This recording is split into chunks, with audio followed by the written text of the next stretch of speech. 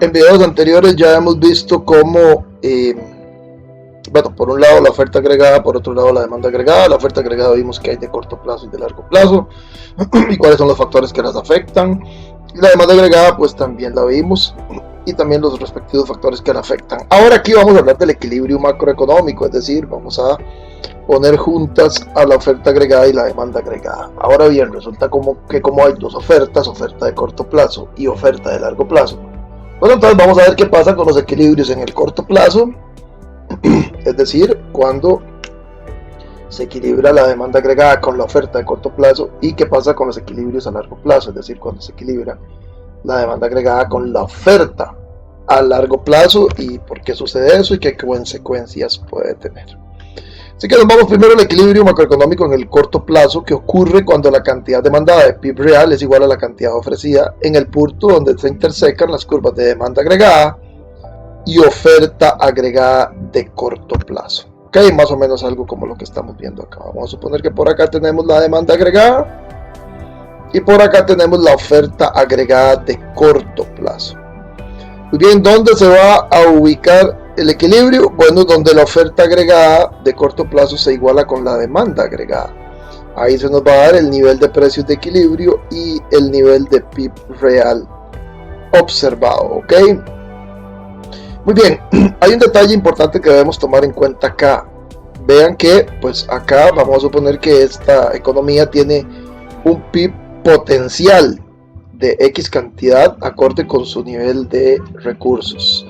En el corto plazo, nada nos asegura que este equilibrio se dé precisamente en el PIB potencial, es decir, que haya pleno empleo. O sea, podríamos tener un equilibrio a corto plazo, tanto si tenemos,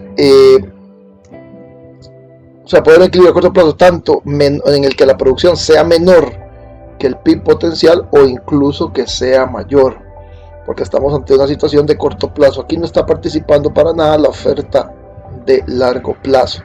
Pues este equilibrio puede suceder en cualquier parte. Puede ser que esta oferta de corto plazo ande por acá más arriba y entonces el equilibrio se dé, por ejemplo, a un nivel de precios de 120 y a un nivel de PIB real menor, o que esta demanda ande un poco a la derecha y entonces el equilibrio se dé a un nivel de precios más alto y a un nivel de producción más alto. ¿Okay? Eso es lo primero que tenemos que tener claro. Evidentemente, una vez que tenemos las curvas de oferta y demanda agregada en el corto plazo, si nos encontramos a un nivel de precios por debajo o por encima del de equilibrio, pues habrán fuerzas que harán que se llegue al equilibrio, tal como cualquier mercado con la oferta y la demanda cuando hay diferencia, ¿verdad? Por ejemplo, si el nivel de precios fuera 120, pues ya sabemos que aquí habría un exceso de oferta con relación a la demanda. Los productores bajan su producción porque acumulan inventarios y eso provocará que el nivel de precios disminuya y entonces pues también la cantidad demandada vaya aumentando hasta que se llegue al equilibrio. Igual si lo enfocamos por acá, un nivel de precios más bajo en el que más bien habría un exceso de demanda. Ok, eso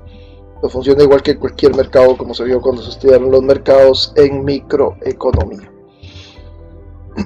Ok, entonces aquí nuevamente estamos viendo el equilibrio en el corto plazo para un nivel de precios de 110 y un nivel de PIB real de 13 billones de dólares, que como les digo, nada nos asegura que este nivel de producción de equilibrio sea precisamente el PIB potencial. O sea, puede darse equilibrios con PIB potencial más bajo con desempleo o incluso equilibrios con PIB real por encima del PIB potencial, es decir, donde más bien tendríamos una brecha inflacionaria. ¿Okay?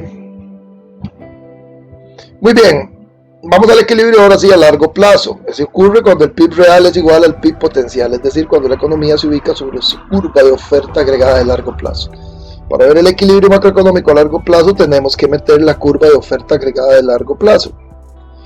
¿Y a dónde se va a dar? Bueno, donde se igualen la demanda agregada y la oferta agregada de largo plazo, que por cierto veo que aquí está mal, me pusieron OAC y es OAL. Entonces el equilibrio a largo plazo se da en la intersección de las curvas de demanda agregada y la curva de oferta agregada de largo plazo.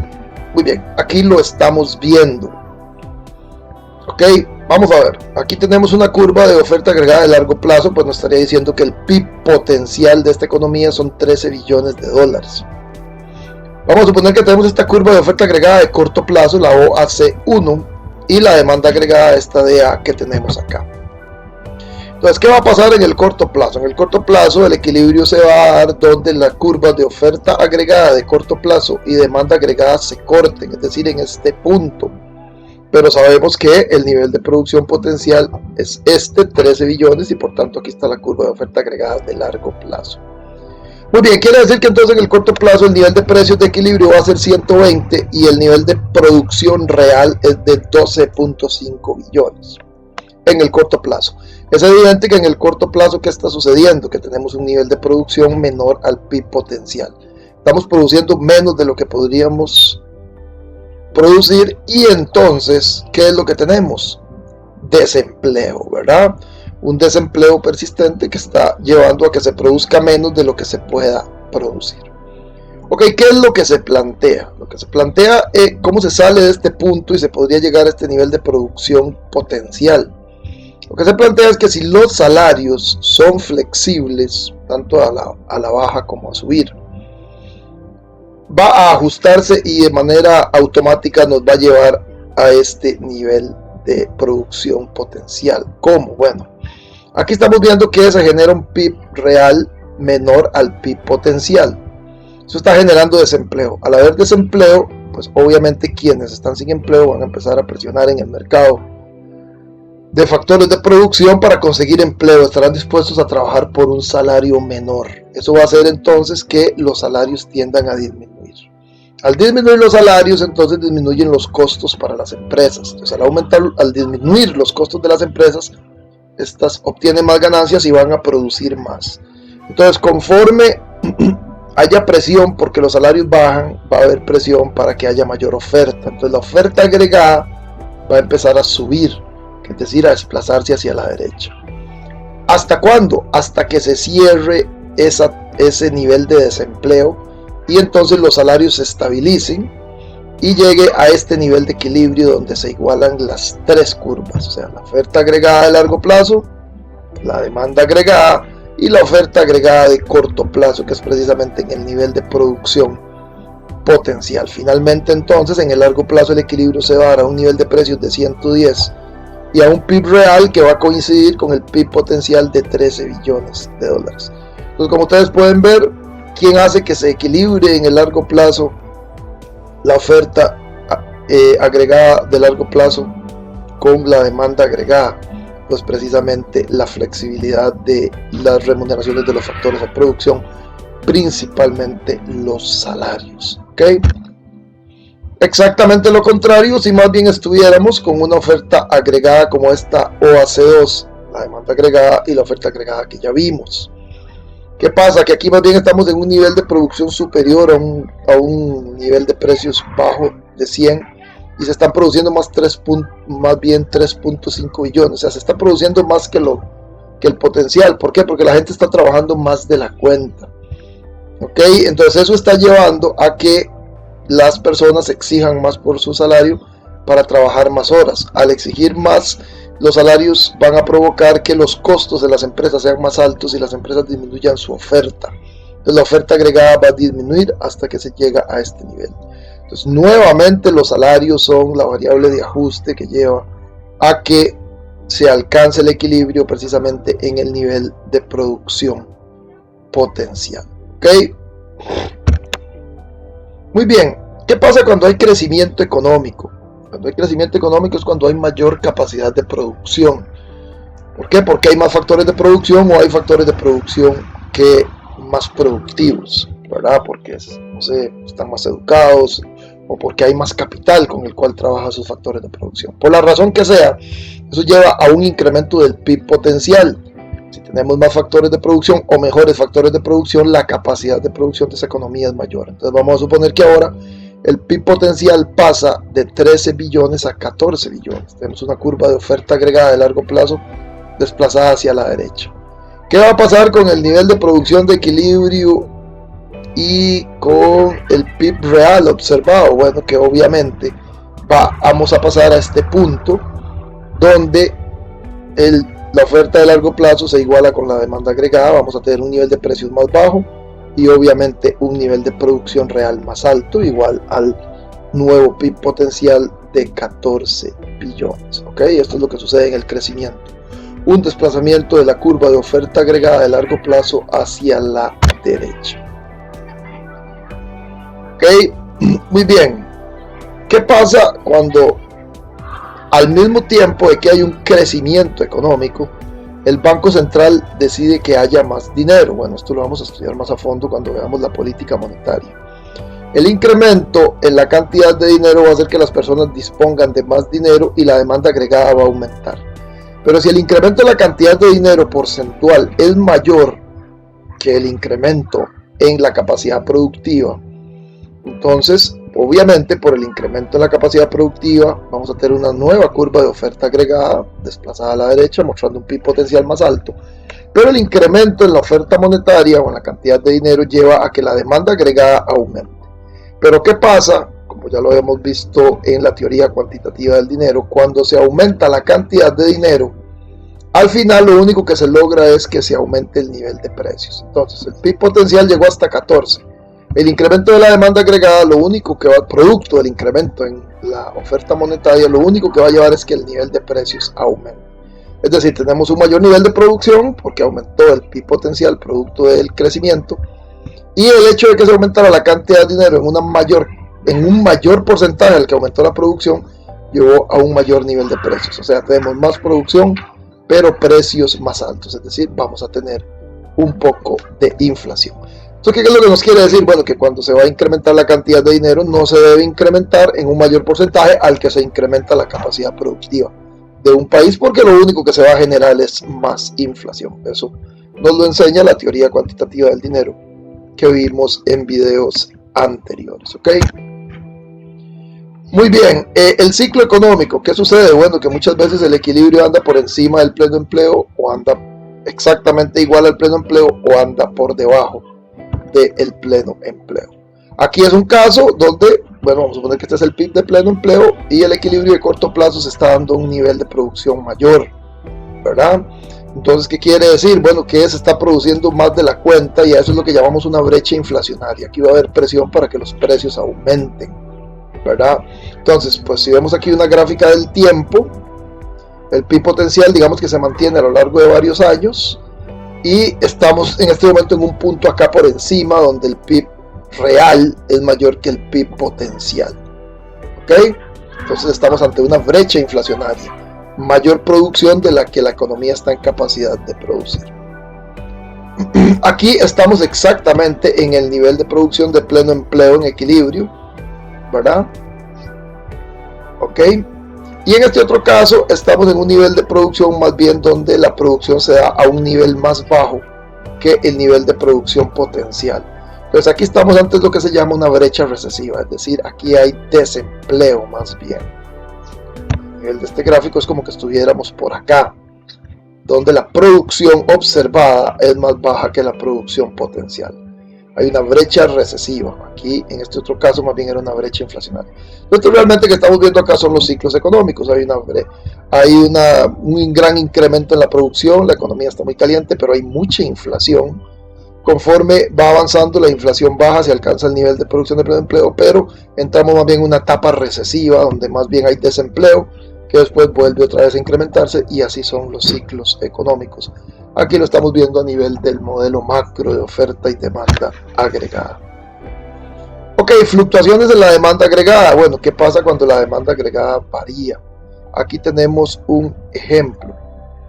Vamos a suponer que hay un incremento en la demanda agregada. Bueno, pues hay incremento en la demanda agregada por cualquiera de las razones que aumenta la demanda agregada. No sé, por ejemplo, porque el ingreso en el extranjero, el mundo está viviendo una etapa de crecimiento, entonces demanda más nuestras exportaciones, la demanda aumenta. Pero ¿qué pasa? Bueno, pues que vamos a tener un nivel de producción por encima del PIB potencial, ¿verdad? Ok, momentáneamente. Entonces vamos a estar produciendo más de lo de nuestras capacidades. Finalmente, ¿qué va a pasar? Bueno, pues obviamente que los salarios se van a incrementar, los costos de las empresas van a aumentar, las empresas van a disminuir su oferta hasta que alcanzamos un nivel de producción en el que los precios son más altos, pero la producción es la potencial, que es el máximo que se puede, ¿verdad? Ok,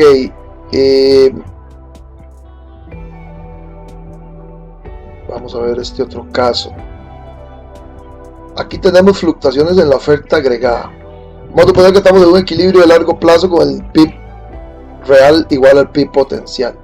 Ahora se da una disminución en la oferta agregada. ¿Por qué? Bueno, ahora vamos a suponer que la disminución en la oferta agregada fue porque se incrementaron los precios del petróleo. Obviamente eso llevó a que los costos de las empresas aumentaran y entonces las empresas disminuyeran su oferta. Entonces tenemos un desplazamiento de la oferta agregada hacia la izquierda, una disminución. ¿Qué es lo que pasa? Que en el corto plazo vamos a tener un incremento de precios y una disminución en la producción. Es decir, vamos a tener una brecha acá producida por el desempleo que se generó porque las empresas producen menos. Pero aquí vean lo interesante de este caso es que los precios aumentaron y se produce menos. Esto es un fenómeno que se presentó a partir de los mediados de los años 60 y 70 del siglo pasado, donde se producía incremento en precios y disminución en la producción, ¿verdad? Normalmente la disminución en la producción está asociada con disminución en precios y el aumento de la producción está asociada con aumento en precios. Bueno, aquí sucedían las dos cosas feas, menos producción y precios más altos. Eso es lo que se llamaba estanflación, o sea, se crece pero teniendo inflación. Esto era lo que pasaba cuando había un shock de oferta de corto plazo, ¿verdad? Okay. Obviamente si los salarios fueran flexibles a la baja, pues esto va a llevar a que al haber desempleo los salarios tiendan a bajar, entonces los costos de las empresas empiecen a disminuir y la oferta otra vez empieza a aumentar hasta que se llegue otra vez a este nivel, ¿verdad? Sería lo lógico si hubiera flexibilidad, habría equilibrio después en el largo plazo a un nivel de salarios más bajos, ¿ok? Muy bien, eso era entonces básicamente con el modelo hasta acá, lo que nos interesaba ver. Aquí vamos a ver rápidamente para cerrar este tema las diferentes escuelas de pensamiento macroeconómico que pues ya con lo que hemos visto hasta ahora nos permite entender un poco de qué trata. Las principales escuelas macroeconómicas se pueden dividir en tres grandes grupos: la escuela clásica, la escuela keynesiana y la escuela monetarista. Que vamos a verlas rápidamente una por una. Los macroeconomistas clásicos, ¿qué consideran? Bueno, pues que la economía se regula a sí misma y siempre se encuentra a pleno empleo. O sea, los macroeconomistas clásicos son de la idea de que la economía se ajusta rápidamente al pleno empleo porque suponen que los precios todos son flexibles, incluidos los precios de los factores de producción. Entonces siempre va a haber una tendencia a que la economía se encuentre en pleno empleo si no se le meten inflexibilidades y distorsiones, ¿verdad? Entonces obviamente son economistas muy liberales que dicen que ojalá se intervenga lo menos posible en la economía. Se le llama clásico porque deriva de la escuela precisamente fundadora de la economía, Adam Smith, David Ricardo, John Stuart Mill, que data de finales de 1700, principios de 1800. Ok, ahora hay como una especie de renovación de esta teoría reciente que se llama la perspectiva neoclásica, okay, que afirma que las fluctuaciones del ciclo económico son las respuestas eficientes de una economía de mercado que funciona adecuadamente. Para los neoclásicos el ciclo económico es algo normal, que hayan recesiones, expansiones, que algunas veces haya desempleo, otras veces sobreempleo. ¿Okay? Ahora, ¿qué pasa? La economía se ve bombardeada por impactos que tienen su origen en el ritmo desigual del cambio tecnológico. O sea, al final estos ciclos se van a producir por, digámoslo así, perturbaciones momentáneas que producen el tener más tecnología. Entonces, al tener más tecnología hay una perturbación que provoca que se estén dando los ciclos económicos. O sea, los ciclos económicos son algo natural de las mejoras tecnológicas que vamos teniendo a lo largo del tiempo. Muy bien, este es el punto de vista keynesiano, representado por un economista de principios a mediados del siglo pasado, que se llamaba John Maynard Keynes, ¿verdad? Que salió en respuesta a la gran crisis de los años 30. Los keynesianismos y Keynes, que piensan que la economía por sí sola rara vez operaría en pleno empleo, que dadas las características de cómo funciona el sistema económico, lo normal no sea el pleno empleo, sino más bien que lo normal sea niveles de producción real por debajo del nivel de pleno empleo, es decir, desempleo. Y que para esto, entonces, lograr alcanzar niveles de producción mayores y acercarse al pleno empleo, el gobierno debe tener una política activa. ¿Una política activa en qué? En su política fiscal y monetaria. ¿verdad? O sea, el gobierno debe intervenir en la economía con su política fiscal y monetaria para acercar la economía lo máximo que se pueda al pleno empleo. ¿Por qué? Porque existen inflexibilidades que van a hacer que persistentemente la economía se encuentre por debajo de ese nivel. La política fiscal y monetaria pues se va a estudiar más adelante, ¿verdad? Ok, entonces el keynesianismo se deriva de los planteamientos de John Maynard Keynes, ¿verdad? Otra vez, existe una perspectiva neo-keynesiana que es como una revolución a la teoría clásica keynesiana, que sostiene que no solo que la tasa de salario es rígida, sino que también lo son los precios de los bienes y servicios. El keynesianismo explicaba las recesiones por la inflexibilidad de los salarios a la baja. Los neoclásicos dicen no solo los salarios, sino todos los demás precios de bienes y servicios tienen inflexibilidades, ¿okay? Y eso pues provoca la persistencia de las recesiones, por ejemplo, o de los niveles de producción por debajo del potencial o los desempleos. Muy bien, hay un punto de vista monetarista más reciente, representado principalmente por los economistas de la escuela de Chicago, principalmente Karl Brunner y Milton Friedman. Son los máximos representantes de este punto de vista, el monetarismo. ¿Ok? Para ellos la economía se regula a sí mismo, ¿verdad? Y normalmente operará en pleno empleo, ¿okay? Contrario a los keynesianos. Pero tiene que haber una condición, que la política monetaria no sea errática y el ritmo del dinero se mantenga constante. O sea, para los monetaristas no se debe jugar con el dinero para hacer que haya más demanda agregada y más empleo. El dinero debe crecer a una tasa igual a la que crece la producción potencial, porque según la teoría cuantitativa del dinero, si ellos mismos la plantean, pues obviamente el incremento en la cantidad de dinero lo único que va a llevar es a crear inflación. No va a tener ningún efecto en el crecimiento real de la producción observada. Ok, como les decía, pues este término, los monetaristas, pues fue acuñado por el economista Karl Brunner y para describir los pensamientos de él y por supuesto de Milton Friedman, que es el máximo representante de esta corriente de pensamiento macroeconómico. Ok, muy bien, por acá paramos con el modelo de oferta y demanda agregada. Espero que les haya quedado claro. Muchísimas gracias.